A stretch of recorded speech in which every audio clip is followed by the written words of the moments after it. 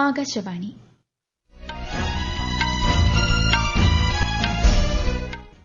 നമസ്കാരം. വാർത്തകൾ വായിക്കുന്നത് കൃഷ്ണ പ്രകൃതി.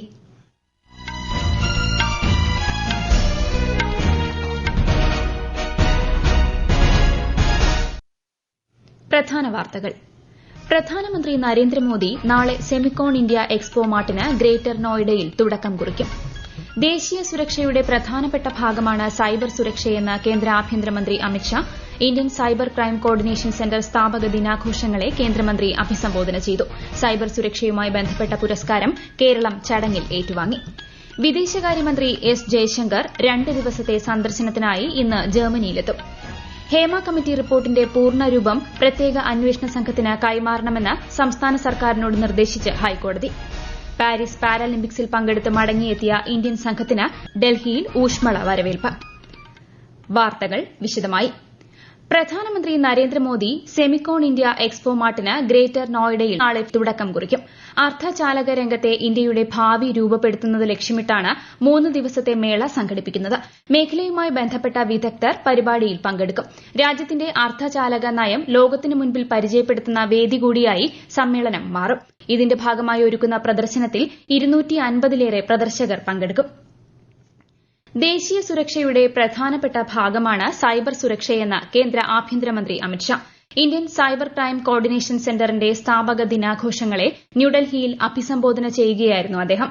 സാങ്കേതിക വിദ്യ മനുഷ്യന് ഉപകാരപ്രദമാണെങ്കിലും ഇത് ദുരുപയോഗം ചെയ്യപ്പെടാനുള്ള സാധ്യത നിലനിൽക്കുന്നതായി അദ്ദേഹം വ്യക്തമാക്കി. टेक्नोलॉजी एक दृष्टि से मानव जीवन के लिए आशीर्वाद साबित होती है. कई सारे नए इनिशिएटिव जो हर व्यक्ति को सक्षम बनाने के लिए, चाहे आर्थिक रूप से हो, सामाजिक रूप से हो या आत्मसम्मान की सुरक्षा की दृष्टि से हो, टेक्नोलॉजी का बहुत बड़ा उपयोग हो रहा है. परंतु इसके साथ साथ टेक्नोलॉजी से कई सारे खतरे भी आज सृजित होते हुए दिखाई पड़े हैं. इसलिए मैं मानता हूं कि साइबर सुरक्षा अब केवल डिजिटल दुनिया तक ही सीमित नहीं है, राष्ट्रीय सुरक्षा का एक अहम पहलू बन गया है. സൈബർ കുറ്റകൃത്യങ്ങൾക്കെതിരായ സംരക്ഷണത്തിനുള്ള പ്രധാന സംരംഭങ്ങൾക്കും ശ്രീ അമിത്ഷാ ചടങ്ങിൽ തുടക്കം കുറിച്ചു. സൈബർ ഫ്രോഡ് മിറ്റിഗേഷൻ സെന്ററും അദ്ദേഹം രാജ്യത്തിന് സമർപ്പിച്ചു.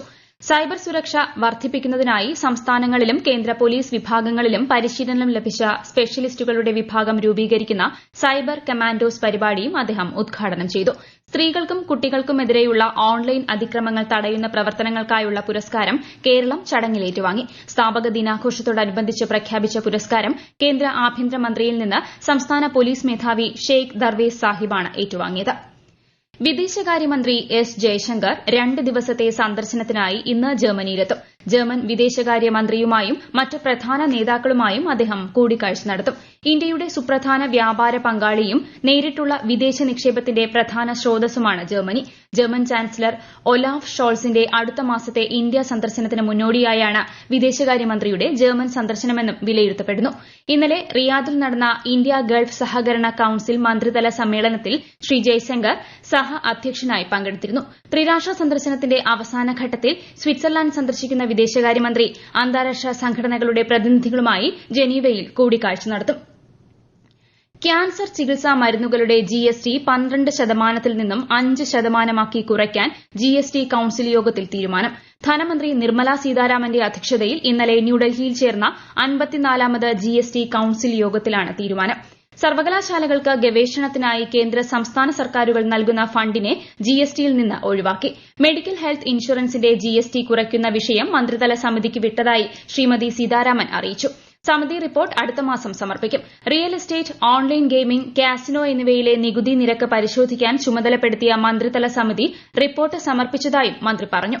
ഓൺലൈൻ ഗെയിമിംഗുമായി ബന്ധപ്പെട്ട നികുതി വരുമാനം കഴിഞ്ഞ 6 മാസത്തിനിടെ 412% വർദ്ധിച്ചതായും ധനമന്ത്രി അറിയിച്ചു. ഔദ്യോഗിക ഭാഷയുമായി ബന്ധപ്പെട്ട പാർലമെന്ററി സമിതിയുടെ അധ്യക്ഷനായി കേന്ദ്ര ആഭ്യന്തരമന്ത്രി അമിത്ഷാ വീണ്ടും തിരഞ്ഞെടുക്കപ്പെട്ടു. 2047ഓടെ രാജ്യത്തെ എല്ലാ ഭരണ സംവിധാനങ്ങളും ഇന്ത്യൻ ഭാഷകളിലാക്കുകയാണ് സർക്കാർ ലക്ഷ്യമിടുന്നതെന്ന് ശ്രീ അമിത്ഷാ വ്യക്തമാക്കി.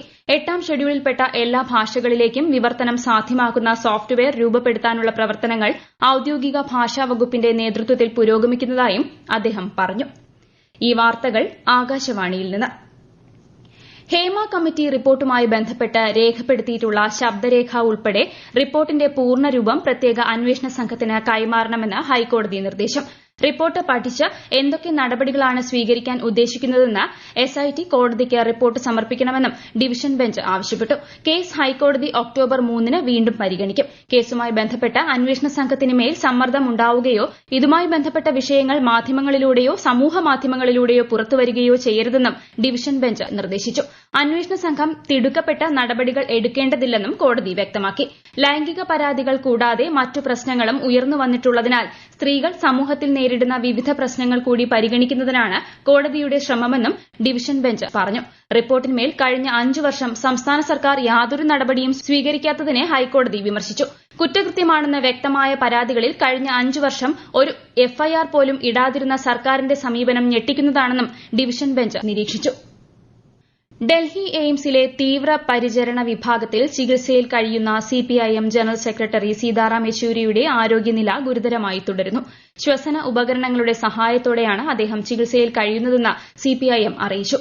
ആരോഗ്യസ്ഥിതി ഡോക്ടർമാർ നിരന്തരം നിരീക്ഷിച്ചു വരികയാണ്. ശ്വാസകോശ സംബന്ധമായ രോഗത്തെ തുടർന്നാണ് അദ്ദേഹത്തെ തീവ്ര പരിചരണ വിഭാഗത്തിൽ പ്രവേശിപ്പിച്ചത്. ശിവസേന ഏക്നാഥ് ഷിൻഡെ വിഭാഗത്തെ യഥാർത്ഥ ശിവസേനയായി അംഗീകരിച്ച മഹാരാഷ്ട്ര അസംബ്ലി സ്പീക്കറുടെ തീരുമാനത്തിനെതിരെ ശിവസേന ഉദ്ധവ് താക്കറെ വിഭാഗം സമർപ്പിച്ച ഹർജിയിൽ സുപ്രീംകോടതി ഇന്ന് വാദം കേൾക്കും. ഹർജിയിൽ മഹാരാഷ്ട്ര മുഖ്യമന്ത്രി ഏക്നാഥ് ഷിൻഡെയുടെയും അദ്ദേഹത്തെ അനുകൂലിക്കുന്ന 38 എംഎൽഎമാരുടെയും അഭിപ്രായം ആരാഞ്ഞ് കോടതി ജനുവരിയിൽ നോട്ടീസ് അയച്ചിരുന്നു. ചീഫ് ജസ്റ്റിസ് ഡിവൈ ചന്ദ്രചൂഡ് അധ്യക്ഷനായ ബെഞ്ചാണ് ഹർജി പരിഗണിക്കുന്നത്. എൻസിപി അജിത് പവാർ പക്ഷ എംഎൽഎമാരെ അയോഗ്യരാക്കുന്നതുമായി ബന്ധപ്പെട്ട് ശരത് പവാർ ഗ്രൂപ്പ് നേതാവ് ജയന്ത് പാട്ടീൽ സമർപ്പിച്ച ഹർജിയിലും കോടതി ഇന്ന് വാദം കേൾക്കും. ജമ്മുകശ്മീരിൽ 3ാംഘട്ട നിയമസഭാ തിരഞ്ഞെടുപ്പിൽ മത്സരിക്കുന്ന 19 സ്ഥാനാർത്ഥികളുടെ പട്ടിക കോൺഗ്രസ് കേന്ദ്ര തിരഞ്ഞെടുപ്പ് കമ്മിറ്റി പുറത്തിറക്കി. ഇതിൽ 6 പേർ മുൻ മന്ത്രിമാരാണ്. രാജ്യതലസ്ഥാനത്ത് പടക്കങ്ങളുടെ നിർമ്മാണത്തിനും സംഭരണത്തിനും വിൽപ്പനയ്ക്കും ഉപയോഗത്തിനും വിലക്ക് ഏർപ്പെടുത്തി ഡൽഹി സർക്കാർ. ശൈത്യകാലത്ത് വായുമലിനീകരണം കൂടാൻ സാധ്യതയുള്ളതിന്റെ പശ്ചാത്തലത്തിലാണ് തീരുമാനമെന്ന് ഡൽഹി പരിസ്ഥിതി മന്ത്രി ഗോപാൽ റായ് പറഞ്ഞു. 2025 ജനുവരി 1 വരെയാണ് വിലക്ക്. ഏകതാ പ്രതിമയിൽ വിള്ളലുണ്ടായതായും തകർന്നു വീണേക്കാമെന്നുമുള്ള പ്രചാരണം തള്ളി പ്രസ് ഇൻഫർമേഷൻ ബ്യൂറോയുടെ ഫാക്ട് ചെക്ക് വിഭാഗം. പ്രതിമയിൽ വിള്ളലുള്ളതായി കാണിച്ച് സമൂഹമാധ്യമത്തിൽ പ്രചരിക്കുന്ന ചിത്രം തെറ്റാണെന്നും 2018 പ്രതിമ നിർമ്മിക്കുന്ന ഘട്ടത്തിലുള്ളതാണെന്നും ഫാക്ട് ചെക്ക് വിഭാഗം അറിയിച്ചു. പാരീസ് പാരാലിമ്പിക്സിൽ പങ്കെടുത്ത് മടങ്ങിയെത്തിയ ഇന്ത്യൻ സംഘത്തിന് ഡൽഹി വിമാനത്താവളത്തിൽ ഊഷ്മള സ്വീകരണം. 7 സ്വർണവും 9 വെള്ളിയും 13 വെങ്കലവും ഉൾപ്പെടെ 29 മെഡലുകളാണ് ഇത്തവണ പാരാലിമ്പിക്സിൽ ഇന്ത്യയുടെ നേട്ടം.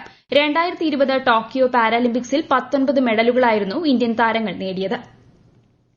തെക്കൻ ഗസയിൽ ഇസ്രയേൽ നടത്തിയ ആക്രമണത്തിൽ 40ഓളം പേർ കൊല്ലപ്പെട്ടു. ആക്രമണത്തിൽ 60ലധികം പേർക്ക് പരിക്കേറ്റതായും നിരവധി പേർ കെട്ടിടാവശിഷ്ടങ്ങളിൽ കുടുങ്ങിക്കിടക്കുന്നതായും ഹമാസിന്റെ സിവിൽ ഡിഫൻസ് അതോറിറ്റി അറിയിച്ചു. ഖാൻ യൂനിസിലെ ഹമാസ് കേന്ദ്രത്തിന് നേരെ വ്യോമാക്രമണം നടത്തിയതായി ഇസ്രയേൽ സൈന്യവും സ്ഥിരീകരിച്ചിട്ടുണ്ട്. അതേസമയം ഗസയിലെ സംഘർഷം അവസാനിപ്പിക്കണമെന്ന് യുഎൻ മനുഷ്യാവകാശ കമ്മീഷൻ ആവർത്തിച്ചു.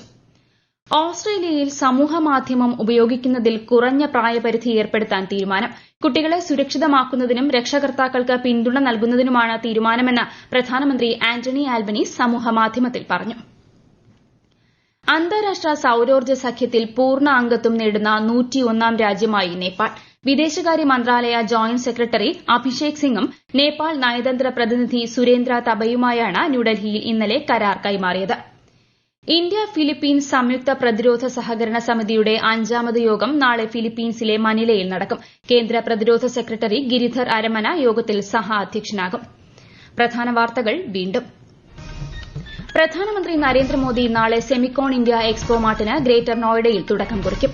ദേശീയ സുരക്ഷയുടെ പ്രധാനപ്പെട്ട ഭാഗമാണ് സൈബർ സുരക്ഷയെന്ന് കേന്ദ്ര ആഭ്യന്തരമന്ത്രി Amit Shah. Indian cyber crime coordination centre സ്ഥാപക ദിനാഘോഷങ്ങളെ കേന്ദ്രമന്ത്രി അഭിസംബോധന ചെയ്തു. സൈബർ സുരക്ഷയുമായി ബന്ധപ്പെട്ട പുരസ്കാരം കേരളം ചടങ്ങിൽ ഏറ്റുവാങ്ങി. വിദേശകാര്യമന്ത്രി എസ് ജയശങ്കർ 2 ദിവസത്തെ സന്ദർശനത്തിനായി ഇന്ന് ജർമ്മനിയിലെത്തും. ഹേമ കമ്മിറ്റി റിപ്പോർട്ടിന്റെ പൂർണ്ണരൂപം പ്രത്യേക അന്വേഷണ സംഘത്തിന് കൈമാറണമെന്ന് സംസ്ഥാന സർക്കാരിനോട് നിർദ്ദേശിച്ച് ഹൈക്കോടതി. പാരീസ് പാരാലിമ്പിക്സിൽ പങ്കെടുത്ത് മടങ്ങിയെത്തിയ ഇന്ത്യൻ സംഘത്തിന് ഡൽഹിയിൽ ഊഷ്മള വരവേൽപ്പ്. വാർത്തകൾ കഴിഞ്ഞു. അടുത്ത വാർത്താ പ്രക്ഷേപണം വൈകുന്നേരം 6:30.